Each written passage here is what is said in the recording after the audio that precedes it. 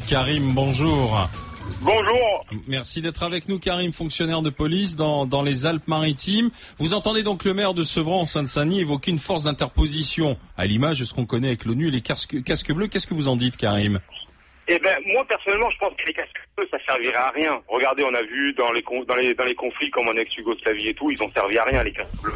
Par contre, on sait qu'on a des lois. Autant appliquer les lois. Quand on voit les jeunes, comment ça se passe maintenant, quand on voit comment ça se passe quand on fait une interpellation, que le flic qui prend le plus de risques par rapport aux jeunes, le jeune, lui, après, il se fait interpeller, il se retrouve en prison. Pour lui, c'est l'école de la vie de la délinquance.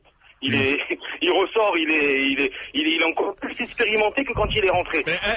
Karim, est-ce qu'on arrête les bons? C'est-à-dire parce que moi je veux bien qu'on arrête ceux qui traficotent, mais est-ce qu'on arrête les trafiquants, les chefs de gang?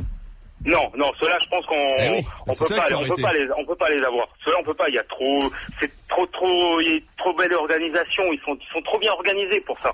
Mais par contre, c'est ceux-là qu'il faut arrêter. Comment? C'est ceux-là qu'il faut arrêter. Mais oui, mais pour arrêter ceux-là, déjà. Gay. Oui, mais déjà, il faudrait déjà une présence policière dans les quartiers. Qu'est-ce qu'on attend pour remettre la police de proximité? C'était très bien, la police de proximité. C'est trop tard, les pauvres. Oui. La police de proximité, quand vous en arrivez là où ils sont capables d'avoir des armes comme ils ont, c'est pas la police de proximité, ils vont aller se faire massacrer. Il faut arrêter de dire, faut être conscient un petit peu. Alors vous qui étiez en plus dans la police, vous savez très bien ce que l'on peut faire et ce que l'on ne peut pas faire. C'est pas la police de proximité quand on en arrive là. C'est trop tard. Non, ce qu'il faut faire, prendre ça pour la provocation. Allez-y, Karim, allez-y. Non, ce qu'il faut faire, c'est appliquer les lois.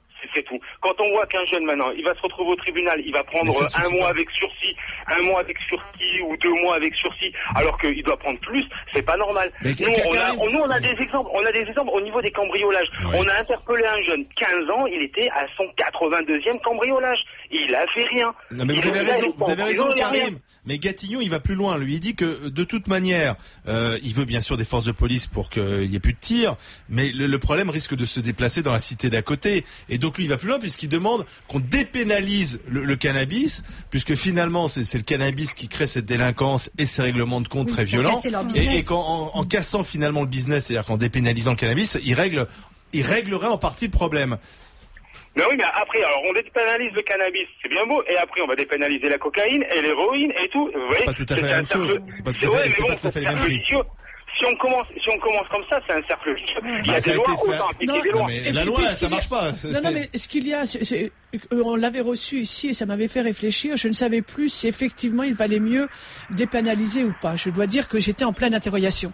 Et maintenant, je suis vraiment contre. Parce que quand je vais, par exemple, dans la rue de la République à Saint-Denis et que je vois, alors que les cigarettes sont en vente normalement dans les bureaux de tabac et que vous voyez dans une rue complète où on vend encore des cigarettes de propagande, donc ça sera exactement la même chose. C'est-à-dire que là, on va dépénaliser. Ils vont aller acheter leur drogue à 10 €. Et il y aura quand même, ça sera les mêmes. Ils ont besoin de cet argent-là. Il sera moins fort quand même.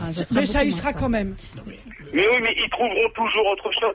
Je vous dis, après, si on dépénalise le cannabis, ça va partir que sur l'héroïne et la cocaïne ou les vous voyez. Contrebande, ils le vendent ça coûte plus cher et c'est plus difficile à fabriquer. Non, moi je pense qu'il faut des lois, il faut appliquer la loi, il faut que les juges soient sûrs. Il faut que le gars, quand il arrive au tribunal, il se prend une sanction, il va en prison et terminé. Et que la prison, ce soit, il faut qu'on arrête de leur mettre la télé, les ordinateurs, les machins et tout. Non, une prison, c'est une prison. Non, mais une prison, c'est une prison. Attendez, les gars, ils rentrent en prison. Écoutez, il y a 65 000 personnes en prison, arrêtons quand même. Il y en a des gens en prison. Bon courage à vous au quotidien déjà dans votre boulot. Merci d'avoir été avec nous, Jacques.